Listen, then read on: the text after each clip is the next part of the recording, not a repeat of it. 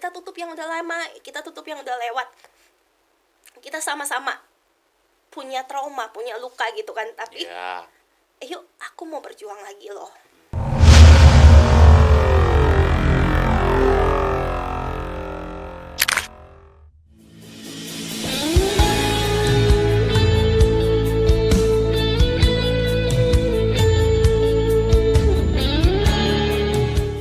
Podcast Kana bersama Pastor Dusia Silaban.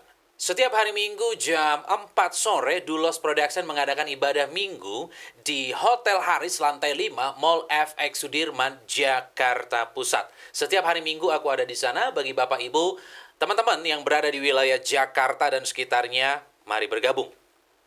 Apa yang Tuhan sudah persatukan tidak boleh diceraikan oleh manusia. Sebab yang dipersatukan oleh Tuhan, mereka bukan lagi dua, tapi satu. Allah membenci perceraian. Selama suami masih hidup, istri terikat. Selama istri masih hidup, suami terikat. Tidak bisa menikah yang kedua kali. Sekalipun terjadi perzinahan tidak boleh bercerai. Sekalipun terjadi KDRT tidak boleh bercerai. Pasangan sakit-sakitan tidak boleh bercerai. Tak kunjung punya keturunan tidak boleh bercerai. Pasangan NPD mengalami gangguan kejiwaan kepribadian tidak boleh bercerai. Pasangan kembali ke keyakinan yang lama tidak boleh bercerai. Pasangan pindah keyakinan tidak boleh bercerai. Sampai maut, sampai kematian yang benar-benar menceraikan. Nekat bercerai atau diceraikan, pilihan cuma ada dua. Yang pertama sendiri seumur hidup. Yang kedua berdamai dengan pasangan. Mari terus kita dukung Podcast Kana dengan cara membeli kaos-kaos rohani dari kami. Link untuk pembelian kaos-kaos rohani ada di deskripsi. Atau Bapak Ibu bisa menabur di nomor yang tertera di bawah ini. Puji Tuhan, saat ini di studio Podcast Kana sudah hadir Kak Oki Marta. Betul ya? Betul. Dan Kak Oki Marta ini adalah seorang wanita yang menikah di usia 19 tahun. Betul. Bagaimana ceritanya? Bagaimana ceritanya? Kenapa kok bisa di usia 19 tahun memutuskan merit? Saya itu tumbuh di keluarga yang sederhana ya Kak ya. Saya tumbuh di keluarga yang rumah kami itu kecil. Dan saya tuh 4 bersaudara. Jadi saya anak paling besar, saya punya adik-adik 3 orang. Dulu tuh rumah kami tuh bekas garasi mobil, jadi hanya sebesar garasi mobil kayak gitu. Nggak punya kamar, ngeplong gitu aja. Jadi ruangan plong, dapur langsung kamar mandi kayak gitu. Jadi nggak ada privasi buat saya yang saat itu lagi beranjak dewasa, beranjak remaja gitu. Terus saya udah punya pacar waktu itu ya, suami saya sekarang saya udah punya pacar. Dan saya tuh kepikiran kayaknya nikah enak ya, nanti punya rumah sendiri, punya kamar sendiri, nggak diganggu kayak gitu, punya privacy. Terus juga saya ngelihat papa mama tuh gapnya agak jauh sama saya gitu. Jadi kalau ngobrol tuh kayak seakan-akan tuh kurang nyambung. Jadi saya pengen nikah muda, pengen punya anak cepet gitu kan, biar nggak kolot-kolot amat lah kayak gitu sih Kak. Oke, jadi atas dasar ini Kak Oki Marta berani memutuskan menikah di usia 19 tahun. Tidak, 19 tahun mah sebenarnya bukan rencana ya. Nikahnya pengennya 20-21 gitu. Cuman karena 19 tahun itu karena MBA. Gitu. Oke. Dan terpaksa harus 19 tahun seperti itu. Iya, kan kami sebenarnya udah memutuskan untuk menikah di tahun 2014 atau 2015 karena kan lagi ngumpulin uang kan saat itu kan. Cuman pas tahu wah hamil kayak gitu kan, mau nggak mau dipercepat semua kayak gitu. Akhirnya, jadi sebenarnya udah ngerencana menikah. Betul. Oke, jadi bagaimana respon orang tua Kak Oki melihat Kak Oki pada saat itu? Loh, kok jadi begini? Saya waktu itu aja nggak berani ngomong ke papa alasannya nikah, cuman bilang, "Pak, nanti orang tua Alvin datang gitu kan, hari Minggu mau nikah." Papa lagi tuh posisinya lagi tiduran, lagi nonton TV sampai keduduk, sampai kaget gitu kan. Ya iyalah.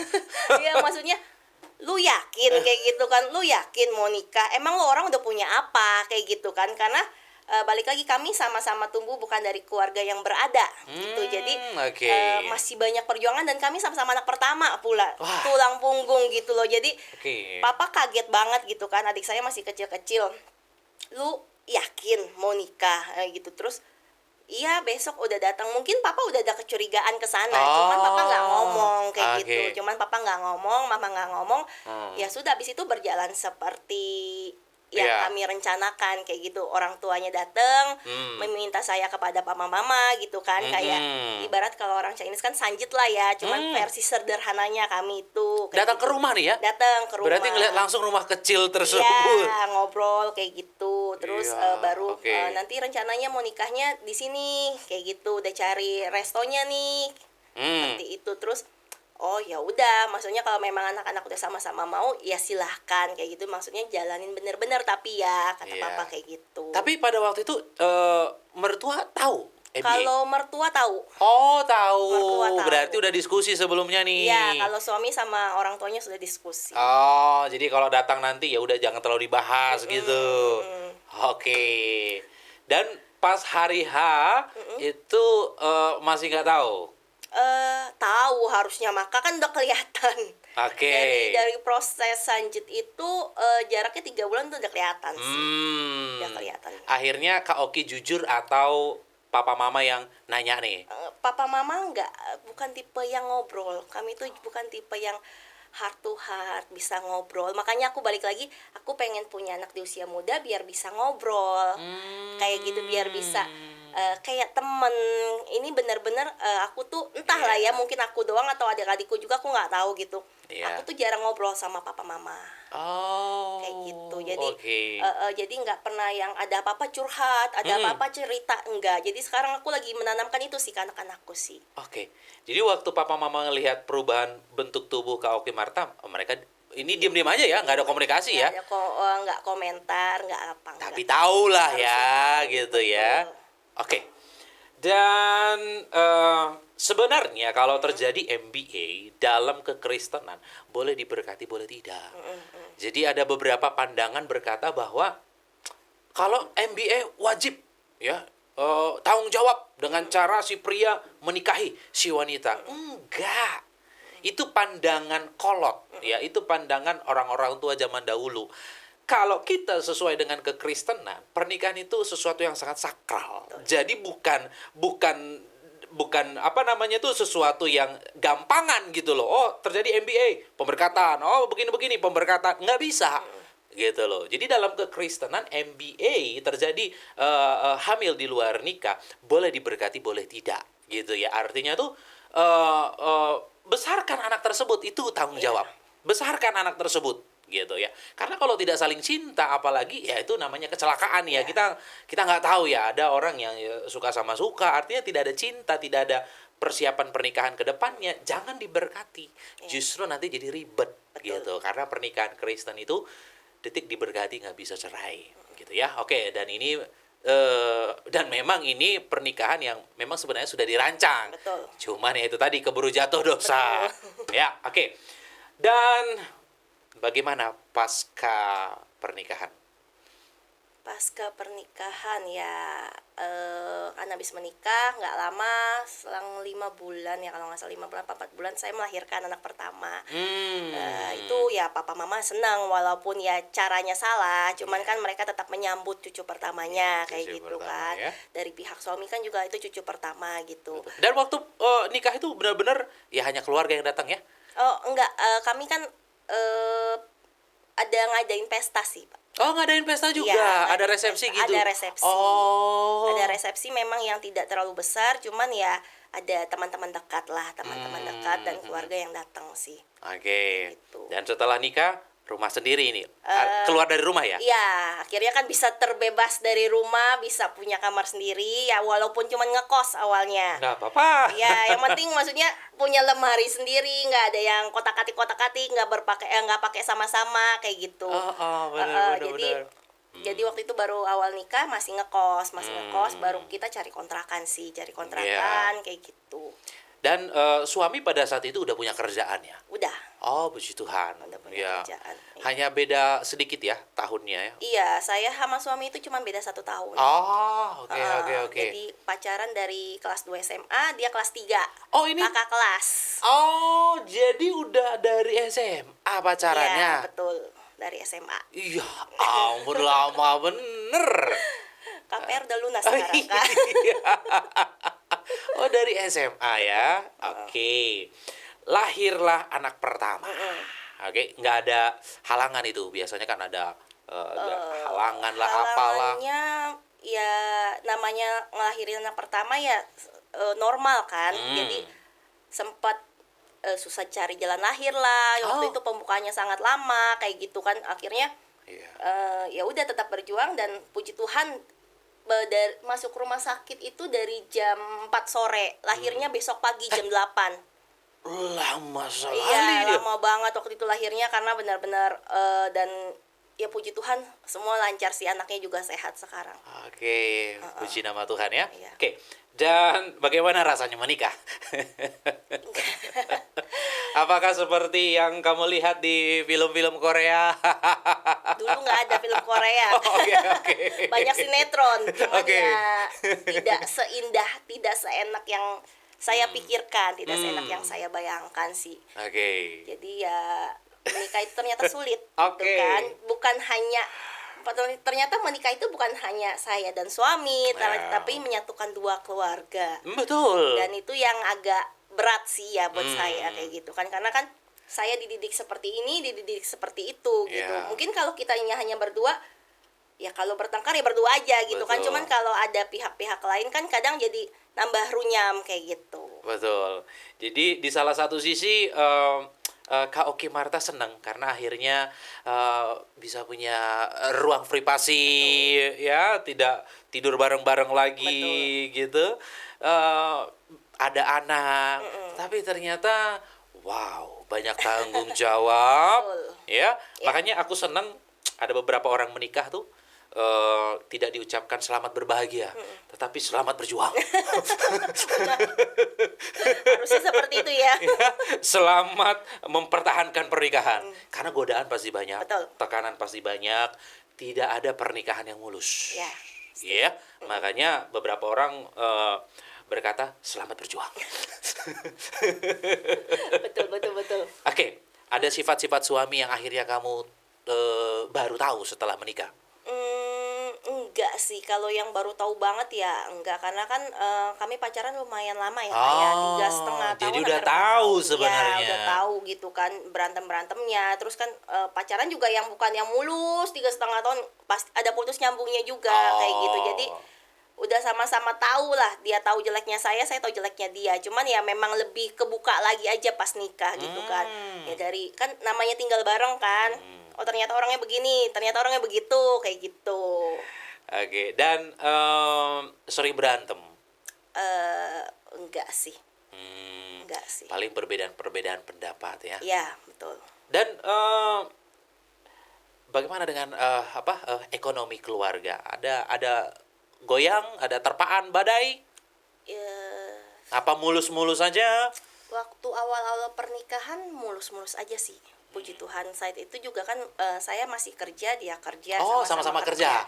Tapi pas saya setelah melahirkan, saya berhenti kerja karena nggak ada yang jaga anak gitu kan. Saya harus jaga anak, ya sudah gitu. Itu juga momen berat sih buat saya, karena kan saya ini tulang punggung ya, anak pertama, balik lagi kayak tadi kan suami anak pertama, saya anak pertama. Jadi kalau kerja kan kita bisa kasih orang tua dengan uang sendiri, kita bisa jajan pakai uang sendiri ya kayak. Cuman terus pas ngelahirin anak pertama disuruh udah berhenti aja.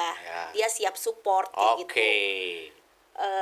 Mungkin saya nggak ada ketakutan di bidang finansial karena dia siap support, tapi balik lagi tekanan emosionalnya ada kayak gitu, yang biasanya saya keluar kerja, ngumpul sama temen, harus jaga anak di rumah aja dari pagi sampai malam. Betul, itu jadi beban tersendiri lagi kayak gitu. Iya.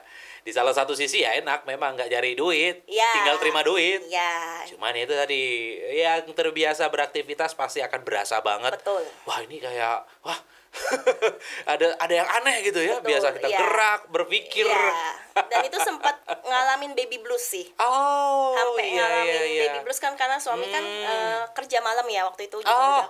Jadi di rumah siang dia tidur, malam dia pergi, saya anak malam bangun Bener. gitu, nggak ada yang gantian kayak gitu. Terus anak nangis, saya bingung, saya stres sendiri, namanya anak pertama ya Kak ya. Terus jadi akhirnya tuh sempat ada satu momen tuh dia nangis nggak berhenti dan saya stres sendiri gitu, mau ngubungin mama papa juga nggak mungkin kayak gitu kan, karena lu sih mau nikah cepet-cepet pasti nanti responnya kayak gitu. Saya udah punya asumsi seperti itu gitu loh. Jadi malah diserang. jadi Oke. saya ikutan nangis sampai hampir ngebanting anak saya. Untungnya puji Tuhannya saya sadar sih. Waduh, sampai di gitu. titik itu ya. Iya, karena sampai memang di titik itu, sampai karena saya ngerasa saya sendiri kan. Saya ngerasa suami kerja, orang tua saya nggak ngomong gitu. Jadi saya nggak tahu, mungkin orang tua bisa support saya, cuman saya takut, saya udah takut duluan karena balik lagi saya ini kan kesalahan saya, tanggung jawab saya gitu. Jadi saya harus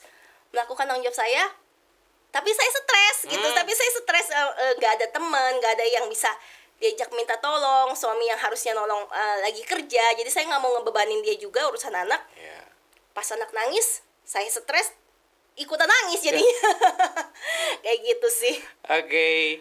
Dan akhirnya dengan kondisi di rumah terus, lama-lama enjoy ya, lama-lama menikmati sebagai ibu rumah tangga. Ya, seberanjaknya anak udah mulai beberapa bulan kan udah bisa diajak bercanda. Kalau bayi kan kagak bisa diajak bercanda. Jadi cuman taunya nangis gitu kan. Saya juga ibu baru gitu yang masih sangat muda, jadi Betul. bingung ngapa-ngapain Iya. gitu loh. Pas udah itu ya, terus secara finansial kan suami support gitu kan. Lu mau kemana silahkan pergi kayak gitu. oke. Jadi saya ucuk-ucuk bisa ke rumah mama saya, ntar anak saya titip, ntar saya pergi kayak gitu. Jadi mama kadang bawa aja ke sini anaknya, bawa aja si ini ke sini gitu kan. Lu mau mijit, mau ke salon silahkan kayak gitu. Dan suami nggak masalah saat itu. Jadi berjalannya waktu udah mulai enjoy. Oke. Sampai akhirnya Tuhan karuniakan anak kedua. Betul. Itu pun saya mikirnya ya, karena anak pertama kan sendirian nih. Kasian ya sendirian ya, nggak ada teman. Soalnya kan saya balik lagi, saya pendiam nih. Jadi tuh aku cuma nonton TV kayak gitu. Kita ngobrol jarang gitu. Terus papanya pun siang tidur, malam bekerja kayak gitu. Jadi punya anak lagi kali ya kayak gitu kan. Terus tapi ya nggak semudah itu kan, Tuhan yang kasih. Kita kan hanya merencanakan kan. Akhirnya pas Tuhan memberikan kami rezeki, kami bisa punya rumah. Kami bisa punya rumah sendiri. Terus pas baru pindah rumah tuh kok baru ketahuan saya hamil anak kedua. Kayak gitu. Jadi pas pindahan. Habis pindahan sebulan baru tahu saya hamil anak kedua. Oke, Tuhan karuniakan Iya, anak kedua ya. Betul. Dan pasti banyak belajar dari yang pertama ini. Ya, sudah lebih siap. Sudah lebih better lah. Iya, karena yang pertama kan ya namanya belum pernah ngalamin Iya, sama sekali. iya. Paniknya Iya, pasti betul. ada gitu Benar. ya. Oke. Dan berarti ke pernikahan tidak pernah digoncang dalam hal keuangan ya. Bagus ya. Itu puji Tuhan iya. Jadi artinya tuh bisa sampai beli rumah, semua tercukupi gitu kan. Benar. Berarti pekerjaan suami bagus. Ya, secara finansial bagus, tapi pekerjaannya mungkin kurang bagus kali ya kayak. Kayak gitu. Jadi dia kan sempat sebelum menikah, pas sesudah menikah saya lupa, tuh kerja judi online kayak gitu. Judi online. Ya, judi online, terus judi online-nya tutup. Nah, dia pindah ke tempat kerja kedua ini. Dia jadi DJ kayak gitu kan. Oh, berarti di diskotik ya? Ya, di diskotik saat itu. Jadi saya nggak setuju tentunya. Oh jadi ya, ini istri. bahaya Iya, untuk pernikahan. Betul. Karena namanya di dunia malam, ya, godaan tinggi untuk Betul. ya kita tahu ya seperti ya, apa dunia sama-sama malam. tahu lah ya. Jadi ya itu, walaupun ekonomi tercukupi ya, tapi kan ada satu sisi sebagai istri Iya, saya benar. takut kayak gitu. Saya takut udahlah kerja yang lain aja, buka usaha yuk, buka warung apa. Iya nanti deh, bentar lagi ngumpulin uang, kita cari modalnya dulu kayak gitu. Terus sampai satu ketika dari pindah rumah, kan itu saya pindah rumah bulan November, November 2015. Bulan Maret 2016 tiba-tiba suami saya nggak bisa dihubungin. Tiba-tiba suami saya nggak bisa dihubungin. Kok nih 2 hari Akhirnya malam hari kedua ada telepon ternyata dari suami saya, dan dia ngabarin dia di BNN. Ketangkep? Iya, ketangkep sama BNN. Dan itu posisi kan lagi hamil ya Kak ya. Itu posisi hamil? Hamil kan, saya pindah rumah November itu hamil 1 bulan. November, Desember, Januari, Februari, Maret, hamil 5 bulan. Wow. Hamil 5 bulan, dikabarin jam 2 pagi. Jam 2 pagi dia telepon. Telepon jam 2. Kayak tiba-tiba jeder gitu kan. Aduh Tuhan, apalagi ini, kayak gitu kan, maksudnya lagi enak-enak, lagi santai-santai ya kayak gitu. Wow. Tiba-tiba dia telepon dan dikabarin kalau dia di BNN, bisa nggak besok ke sana kayak gitu. Jadi bukan, itu hari Sabtu, kalau nggak hari Seninnya baru bisa kunjungan kan ke sana. Jadi itu ya udah, saya langsung hubungin papanya kayak gitu kan, kalau langsung hubungin ya? Iya, saya langsung nelpon papa mertua saya kan, ngubungin kalau anaknya di BNN kayak gitu, bisa anterin nggak, karena kan saya nggak mungkin pergi sendiri kan, karena bawa satu balita, satu lagi hamil juga. Benar. Wow. Dan akhirnya diantar. Hari Senin kita pergi bertiga. Waktu itu kalau nggak salah naik motor deh. Hah? Dari Cengkareng ke BNN kan berarti. Loh, itu cukup jauh. Iya. Betul. Cengkareng ke BNN cukup jauh dong. Benar. Itu udah arah timur itu ya. 1 jam lebih perjalanan naik motor. Naik motor. Ini posisi hamil loh. Iya. Bawa bayi juga, bawa balita itu. Balita itu, ya anak saya yang pertama. Kenapa nggak naik online? Dulu kan ya kita nggak tahu ya, terus ya udah naik motor deh waktu itu, gitulah. Oke. Sampailah di BNN. Iya, sampai di BNN. Ya baru dia cerita kayak gitu kan, gimana bisa ditangkapnya di mana kayak gitu kan ya. Saya pun, dia nangis, papanya nangis, saya udah nggak bisa nangis, saya bingung gitu kan, kalau semuanya nangis nanti siapa yang nguatin mereka kayak gitu. Jadi di depan mereka saya nggak nangis, saya diem gitu kan. Cuman ya di rumah saya nangis sendiri kan, ya sudah kayak gitu kan, saya cuma bisa nangis sendiri. Kalau saya ikutan nangis di situ, ntar lama-lama dia juga makin ngedon gitu loh. Betul. Jadi ya udah, waktu itu cuman ya udah, nantilah kita coba, kita lihat dulu kayak gimana kayak gitu. Wow. Dan apa kesimpulan setelah komunikasi dengan suami di BNN?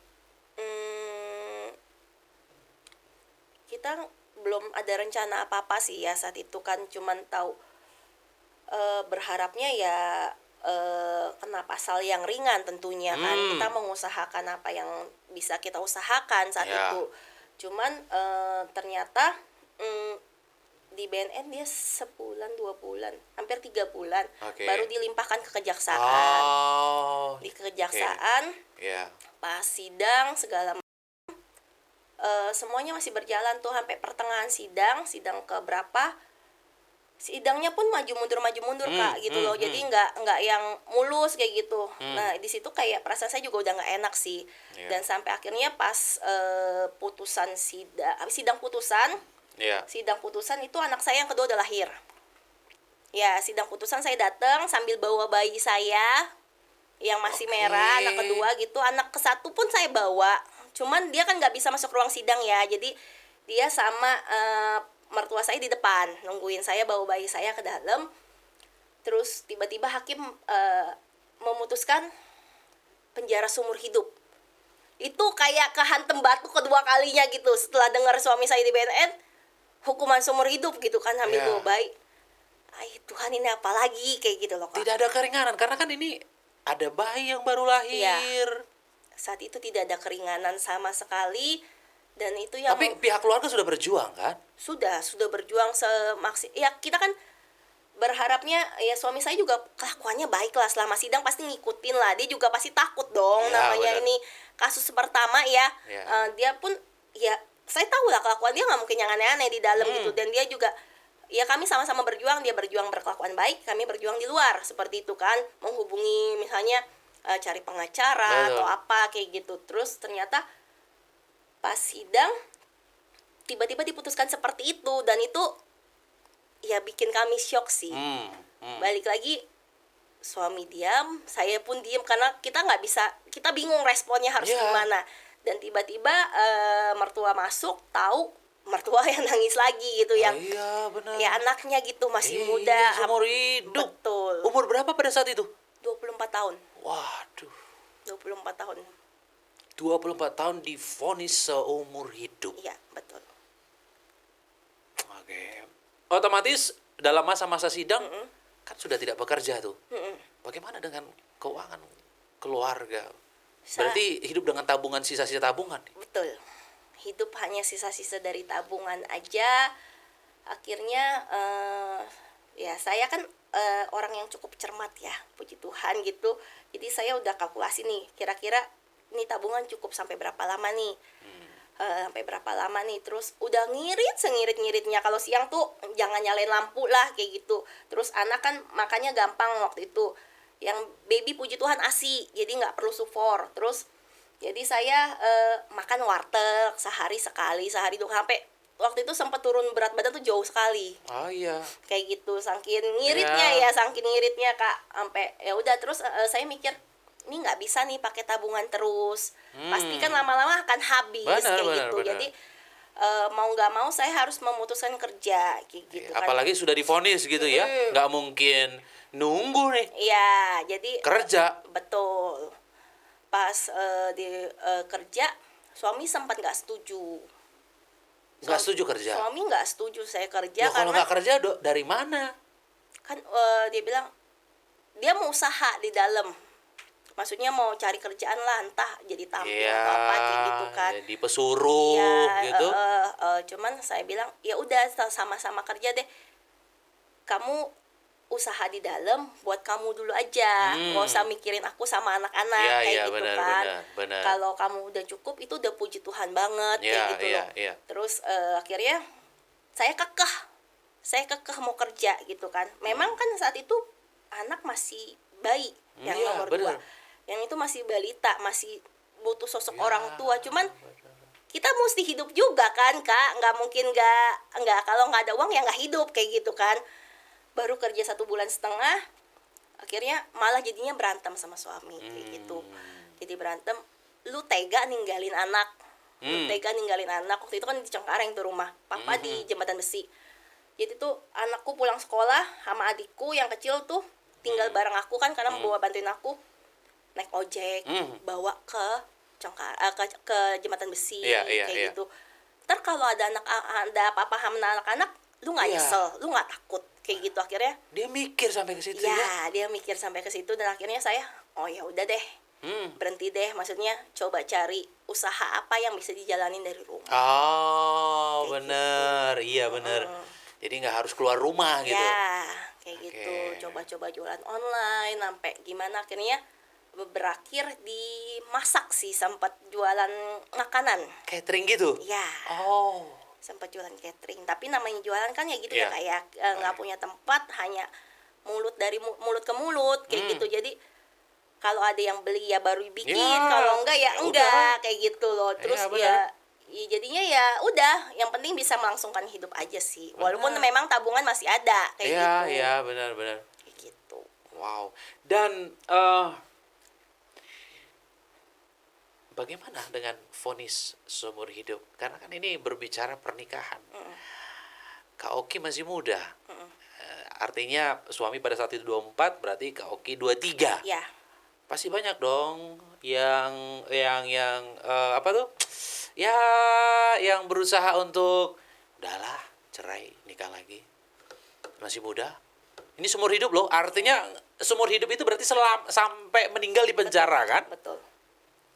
Kalau dari saya pribadi saat itu tuh nggak ada kepikiran Kak kayak gitu, Nggak karena ada kepikiran. nggak ada kepikiran ya waktu dari suami awal masuk penjara pun sampai divonis seumur hidup pun tidak ada pikiran seperti itu, malah suami yang menyuruh saya untuk udah lu tinggalin gue aja, lu nikah lagi aja sana kayak gitu kan, mumpung masih muda kayak gitu, ngapain nungguin gue kayak. Terus saya bilang ya nggak kayak gitulah, kan kita mulai juga dari susah kok, dari nol kayak gitu Bener. kan. Masa sekarang lu lagi begini gue ninggalin lu, kan nggak mungkin kayak gitu loh. Bener. Yuk berjuang sama-sama kayak gitu. Cuman ya ngirit-ngirit ya, kamu dalam ngirit, saya juga ngirit gitu di luar kan. Iya. Terus kalau bisa ya cari usaha lah di dalam, cari tambah, cari buat kamu cukup aja deh gitu, biar saya cari uang di sendiri Ya. di luar kayak gitu. Jadi nggak ada kepikiran sih waktu itu. Awal-awal itu nggak ada kepikiran untuk pisah, untuk cerai. Bagi saya ya udah menikah, mau apapun keadaannya ya saya harus support Ya, dia. kan sesuai janji di altar. Ya. Dalam Susah susah, dan senang, senang. malang, untung. Betul. Udah sampai maut yang menceraikan. Ya. Dan memang dalam kondisi seperti ini nggak bisa bercerai. Jadi kita tidak boleh cari alasan, oh, udah seumur hidup, ya nggak bakalan bisa gitu kan. Betul. Tetapi dalam pernikahan Kristen, apapun kondisinya, sekalipun penjara seumur hidup, nggak bisa cerai dan nikah lagi, nggak bisa. Gitu. Dan ya puji Tuhan tidak terbersit dalam hati Kak Oki Marta. Tapi dari keluarga besar, Dari kan yang seperti di awal ya, papa itu nggak banyak ngobrol gitu loh. Dan papa pun tadinya awalnya nggak tahu, taunya memang di penjara, tapi saya nggak bilang berapa lama. Jadi papa nggak tahu, adik-adik ya tahu karena kan ada 2 adik yang saya bawa ke rumah kan buat bantuin saya. Oke. Mereka mungkin tahu cuman nggak ngomong juga gitu. Jadi saya pun nggak yang cerita ke sana sini, nggak, jadi dipendem sendiri saat itu Kak. Jadi benar-benar ya stresnya tuh stres sendiri gitu loh. Sama ke suami pun saya nggak berani yang cerita kayak gimana kan, takut dia kepikiran juga kayak gitu, nambah beban dia. Akhirnya ya udah nggak ada, paling ya teman-teman pun nggak tahu. Jadi jadi nggak ada suara-suara sumbang itu. Awal-awal tidak ada. Awal-awal tidak ada. Ngapain lu nungguin? Nggak. Tapi pas sudah mulai tercium Oke. suami di dalam penjara, terus barulah ada ditanya-tanya lah ya. Terus ada beberapa teman ya pasti ada aja yang ngomong kan, lu yakin mau nungguin? Itu lama loh kayak gitu kan. Lu nggak mau cari lagi yang lain? Lu kan masih muda kayak gitu. Terus kan saya mikirnya kayak gini, iya memang masih muda, tapi kan gue punya anak 2. Kayak gitu. Apakah orang yang baru menjamin akan menerima saya seperti dia? Ya, benar. Menerima anak-anak saya seperti dia? Kan belum Ya, tentu. Buat apa betul. kita cari spekulasi seperti itu? Ya, gitu. benar. Jadi ya udah jalanin aja waktu itu sih.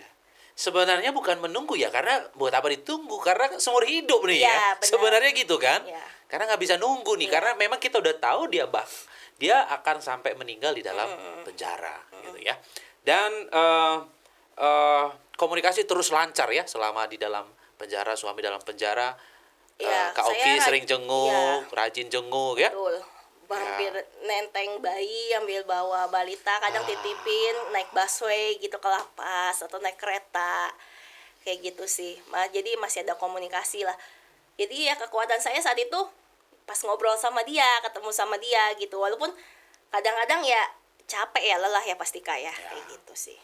Berarti dia juga bisa melihat dan memeluk anak-anaknya ya. Ya, jadi anak-anak nggak, anakku yang kecil kan takut nggak kenal papanya. Oh enggak, anakku dia yang kecil tahu. deket papanya. Oke. Ya. Yang pertama itu tahu nggak kalau papanya itu ini di penjara loh? Tahu nggak dia? Awalnya tidak tahu ya, awalnya tidak tahu. Cuman beranjaknya umur kan saya harus kasih tahu. Sebelum dunia yang ngasih tahu dia, baik saya ngasih tahu dia gitu. Jadi saya menjelaskan kepada dia ya sebisanya anak kecil menangkap gitu. Saat itu kalau nggak salah umurnya 6 atau 7 tahun waktu saya ceritain ini. Dia 8 tahunan lah. Ya. Saya ngobrol sama dia berdua doang tanpa adiknya. Papa lagi di sini karena begini gitu kan. Ya pokoknya saya ngomong ke dia walaupun nggak secara gamblang sekali, Ya. tetapi harusnya dia paham. Oke. Gitu. Seiring berjalannya waktu, bagaimana dengan kondisi Kak Oki Marta? Karena tahun demi tahun berjalan nih dia di dalam penjara. Tahun demi tahun apa yang terjadi. Karena bagaimanapun kita pasti akan stres. Ya, Bagaimanapun. betul. Ya. Saya waktu itu ya kita nggak berhenti berjuang sih. Maksudnya kan ini menurut saya ketidakadilan gitu loh Kak. Oh, berusaha berjuang nih. Ya, berusaha berjuang untuk menganulir hukuman suami lah. Walaupun ya nggak berubah jauh gitu, seenggaknya kita memperjuangkan angka. Oh, Kita memperjuangkan angka gitu ya, kan. artinya Karena kan, jangan seumur hidup lah gitu. ya, Masih muda, ini masih ada muda. anak. Masih ada Aduh. kesempatan buat berubah menurut saya Ya, kayak gitu ya, kan. ya. Yang harusnya bisa dipertimbangkan oleh hakim. Akhirnya ya udah kami berjuang dan ketemu sama tantenya suami kayak gitu, dan dia bisa bantu ngurusin saat itu. Akhirnya berjalannya waktu kita mengajukan PK, peninjauan kembali gitu, dan itu sangat butuh effort gitu dari uang, tenaga, waktu, benar-benar ya effortnya sangat luar biasa sih, dan stres-stresnya belum, harus kesana kesini karena kan harus pengambilan berkas lagi, Ya, benar. buka-buka berkas lagi kayak gitu loh. Ya. Terus sidang ulang lagi. Benar. Jadi ya itu benar-benar menguras semuanya, segalanya gitu, jadi lelah, dan sampai akhirnya dapat putusan, walaupun dapat angka, cuman sayangnya saya kurang bersyukur saat itu. Dapat 20 tahun. Loh, bagus dong. Iya, cuman Tuhan kok cuman 20 dari segala semua effort yang dikeluarkan kok Iya. cuman 20 Tuhan. Maksudnya 20 itu tetap lama loh Tuhan, kayak gitu. Anak-anak udah keburu gede, bapaknya baru pulang kayak Tapi gitu. kan harapan untuk pulang ada. Ya, Kalau benar. seumur hidup kan nggak ada harapan untuk pulang. Mungkin saya di titik itu lagi titik lelahnya kali Kak ya. Udah benar-benar capek gitu loh. Ya, jadi walaupun 20 tahun pada saat itu masih tetap kurang puas ya. Aduh, Ya, benar. Betul. berjuang lagi. Udah Udah. udah habis-habisan. Jadi ya sudah, kita menerima yang ya udah jalanin aja ya 20 tahun, maksudnya gitu Ya kan. nggak apa-apa. Iya. Tapi ini udah mujizat loh. Ya. Dari seumur hidup bisa. Wow. Artinya kalau tidak ada perjuangan, itu nggak bisa loh. Iya, betul. Benar. Wih, ini Kak Oki. Bapak Ibu teman-teman semuanya, inilah istri seorang penolong. Ya, artinya tuh suami terpuruk. Tetapi Kak Oki Marta berjuang supaya bisa ada harapan, ada peluang agar suami bisa bebas dan ada hasil. Puji Tuhan. Puji Tuhan. Inilah ya penolong. Inilah tiang doa.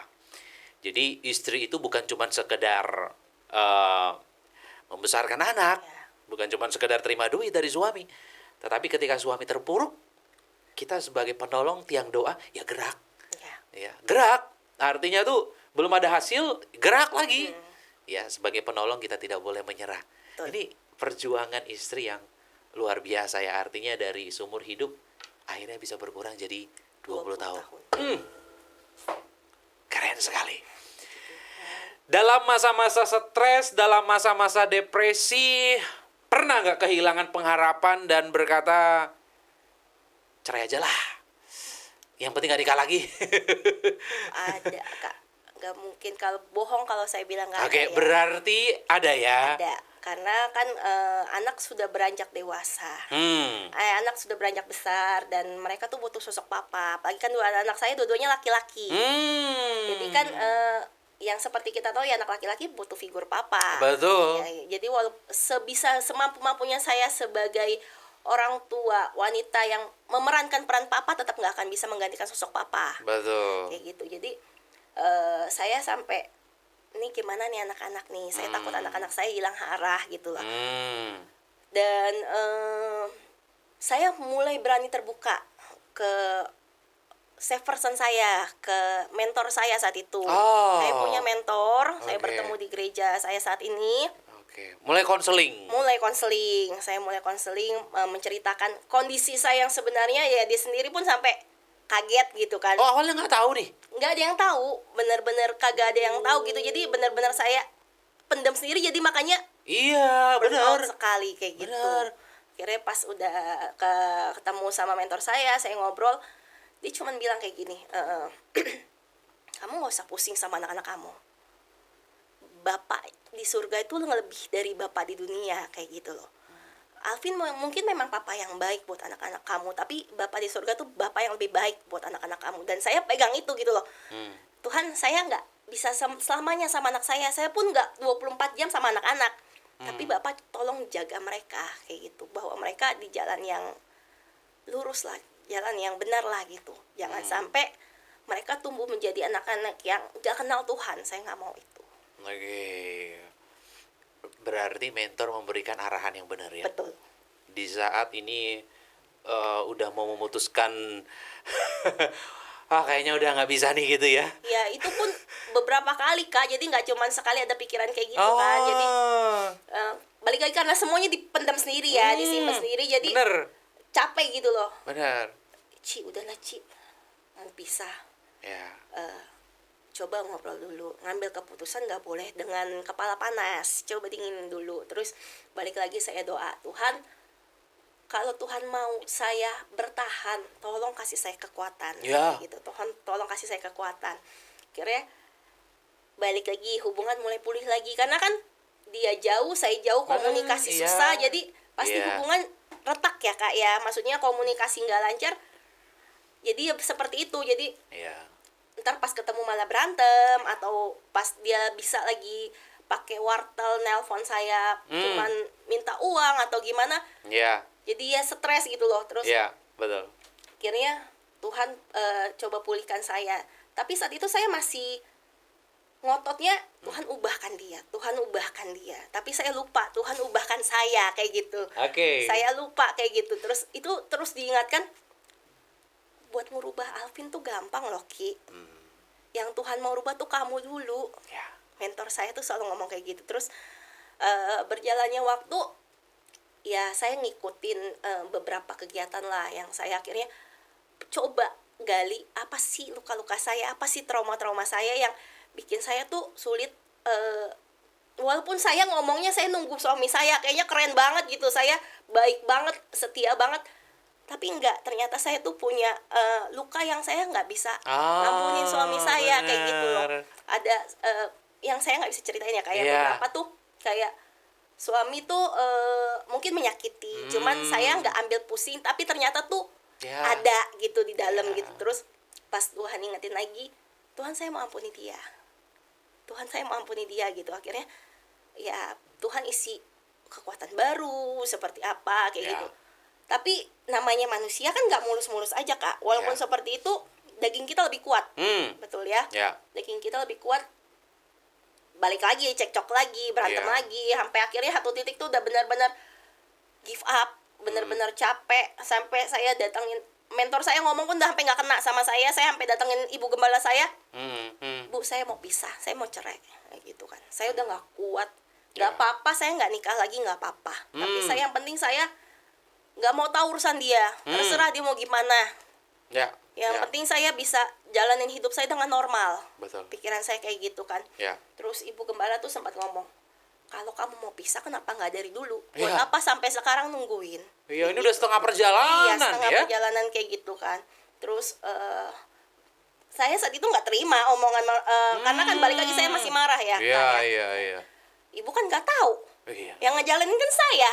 Kayak gitu kan. Ibu nggak ngalamin sih. Iya kan, manusia saya kayak gitu. Cuman balik lagi, coba ambil keputusan dengan kepala dingin. Kalau kamu lagi marah, kamu akan menyesali keputusan kamu. Kayak gitu. Akhirnya saya ngambil waktu lagi. Saya nggak mau komunikasi dulu sama suami, saya nggak jenguk dia, saya benar-benar ambil waktu tenang kayak gitu kan. Tuhan mau saya gimana sih? Tuhan mau saya seperti apa sih? Kalau Tuhan memang masih mau pernikahan ini masih ada, Tuhan tolong. Menurut saya sudah cukup berubah, apalagi Tuhan yang mau dirubah. Tolong tunjukin kayak gitu. Dan saat itu suami mulai menunjukkan perubahannya. Suami mulai menunjukkan perubahannya, dan dia minta tolong papanya waktu itu kan, terus minta ketemu saya, ngobrol, yuk mulai lagi dari awal kayak gitu kan. Kita tutup yang udah lama, kita tutup yang udah lewat. Kita sama-sama punya trauma, punya luka gitu kan, tapi yuk aku mau berjuang lagi loh.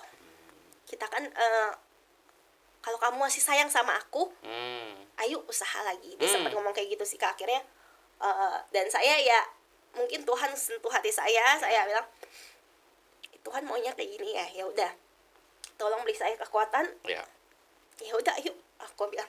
Cuman ya pada awal-awal itu nggak mudah gitu loh, nggak mudah karena saya masih ingat hal-hal yang sebelum-sebelumnya kan, hal-hal yang melukai saya masih ingat. Jadi kadang saya marah sama dia. Saya sempat ngomong, kalau saya marah udah diamin dulu ya, jangan dipancing lagi, nanti kamunya malah makin luka gitu. Akhirnya oke, kayak gitu. Akhirnya ya puji Tuhan, sekali Tuhan sayang banget sama kami gitu kan, kami bisa bertahan sampai saat ini gitu Pak. Kami sama-sama berproses. Jadi bukan hanya saya yang berproses, dia pun berproses gitu. Dan dalam perjalanan ini Tuhan tuh buka mukjizat gitu. Saya pengen dia dibaptis dari dulu. Karena kan kita kan menikah kan nggak secara Kristen ya, walaupun kami ada didoain sama gembala sidang saya, cuman tidak ada surat nikah dari gereja kayak gitu. Jadi suami belum dibaptis, dan di lapas ini dia bisa dibaptis gitu. Jadi sudah dibaptis di dalam lapas. Betul. Jadi doa saya saat itu, ya Tuhan ubahkan dia, Tuhan sentuhlah, Tuhan ketemulah sama dia kayak gitu. Akhirnya ya itu terjadi gitu loh. Berarti Kak Oki sebelumnya udah dibaptis berarti? Saya dibaptis dari kecil. Oke. Wow. Total berapa lama sudah berpisah dengan suami? Dari 2016 ya, sekarang kan 2025, berarti 9 tahun. Kurang lebih 9 tahun. Wah ini. Oke, setengah perjalanan. Tenang, Tuhan pasti berikan kekuatan. Ini perjalanan yang luar biasa. Kisah pernikahan yang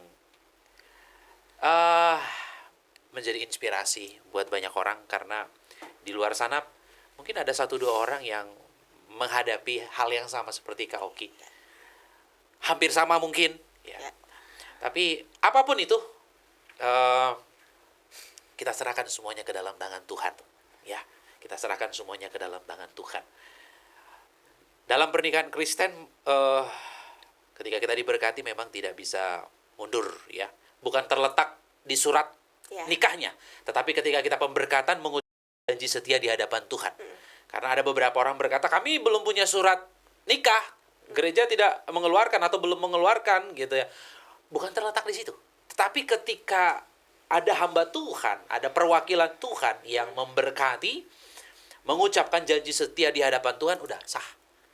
Gitu ya. Jadi bukan terletak di suratnya, tapi ketika kita mengucapkan janji setia itu di hadapan Tuhan, ya, dengan perwakilan Tuhan, yaitu hamba Tuhan atau pendeta. Ada orang berkata, nggak apa-apa cerai, yang penting nggak nikah lagi gitu ya. Salah, cerai aja udah dosa. Jadi jangan pernah berpikir nggak apa-apa cerai, yang penting nggak nikah lagi. Cerai aja udah dosa, cerai aja melawan Tuhan. Jadi sebenarnya adalah tidak boleh bercerai, nggak bisa. Jadi jangan pernah berpikir nggak apa-apa cerai, yang penting nggak nikah lagi. Salah, cerai aja kita udah memberontak kepada Tuhan. Ya, dan aku berdoa Tuhan Yesus memberikan sukacita, penghiburan kepada Kak Oki Martha, dan umur panjang supaya bisa menyambut suami ketika bebas nanti. Ya, ini sebenarnya kabar baik ya. Cuman memang tetap harus menunggu, masih menanti ya. Tetapi biarlah dalam masa-masa penantian ini Kak Oki Martha makin dekat sama Tuhan ya. Ambil bagian dalam pelayanan, dalam pekerjaan Tuhan, gak harus di gereja ya, melayani Tuhan tidak harus di gereja, tetapi kita ambil bagian sedikit untuk pekerjaan Tuhan ya. Diberkatilah Kak Oki Martha, diberkatilah kedua anak Kak Oki Martha. menjadi anak-anak yang takut akan Tuhan, ya. Tumbuh menjadi anak yang pintar, cerdas, menjadi saksinya Tuhan Yesus. Amin. Bapak, Ibu, teman-teman semuanya, setiap hari Minggu jam 4 sore, Dulos Production mengadakan ibadah Minggu di Hotel Haris lantai 5 Mall FX Sudirman, Jakarta Pusat. Setiap hari Minggu aku ada di sana. Bagi Bapak Ibu yang berada di wilayah Jakarta dan sekitarnya, mari bergabung. Dan bagi Bapak Ibu yang rindu bersaksi seperti Kak Oki Marta, Bapak Ibu bisa DM kami lewat TikTok Dulos Production atau DM kami lewat Instagram Dulos Production. Kesaksian hanya seputar pernikahan dan tinggal di wilayah Jabodetabek. Apa yang Tuhan sudah persatukan tidak boleh diceraikan oleh manusia. Sebab yang dipersatukan oleh Tuhan mereka bukan lagi dua, tapi satu. Allah membenci perceraian. Selama suami masih hidup, istri terikat. Selama istri masih hidup, suami terikat. Tidak bisa menikah yang kedua kali. Sekalipun terjadi perzinahan, tidak boleh bercerai. Sekalipun terjadi KDRT, tidak boleh bercerai. Pasangan sakit-sakitan, tidak boleh bercerai. Tak kunjung punya keturunan, tidak boleh bercerai. Pasangan mengalami gangguan kejiwaan, NPD, dan lain-lain, bipolar, psikofrenia, mengalami gangguan kepribadian, tidak boleh bercerai. Pasangan pindah keyakinan, tidak boleh bercerai. Pasangan kembali ke keyakinan yang lama, tidak boleh bercerai. Pasangan di penjara seumur hidup, tidak boleh bercerai. Sampai maut, sampai kematian, ia benar-benar menceraikan. Nekat bercerai atau diceraikan, pilihan cuma ada dua. Yang pertama sendiri seumur hidup, yang kedua berdamai dengan pasangan.